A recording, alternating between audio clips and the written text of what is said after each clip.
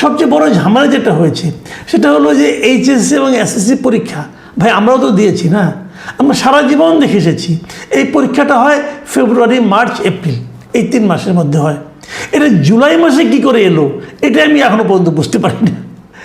জুলাই মাসটা আমাদের দেশে সবসময় বর্ষাকাল, এই সময় কেন এই পরীক্ষাটাকে আনা হলো এটা আমার কাছে এখন পর্যন্ত ক্লিয়ার না।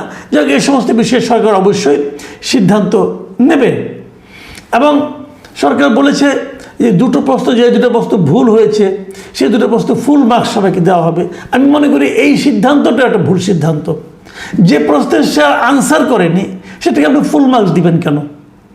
তাহলে অনেক স্টুডেন্ট কিন্তু এখন আমি যতটুকু দেখেছি গত 2 দিনে যে আন্দোলনে অনেকে কিন্তু অটো পাস চেয়েছে। দেখুন, এই অটো পাস চাওয়ার চিন্তাটা মাথার মধ্যে ঢুকলো কেন? একবার ভেবেছেন?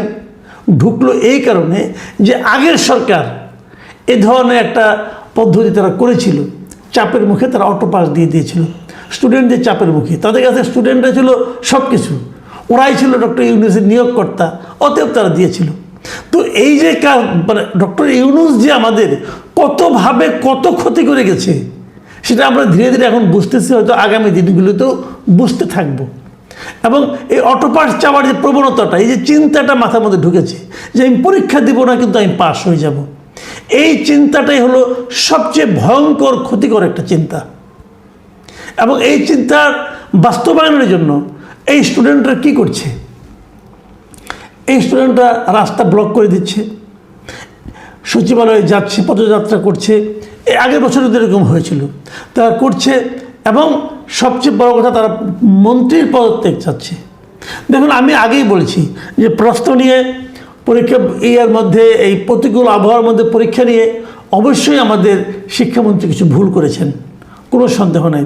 ঠিকঠাক মতো প্রশ্নপত্র না হওয়াটাও আমি ওনার ভুলের মধ্যে ধরবো, কারণ উনি দায়িত্বপ্রাপ্ত ব্যক্তি, উনি করতে পারেন না, অথবা ওনার মন্ত্রণালয়ের এটা ভুল, অবশ্যই বলবো।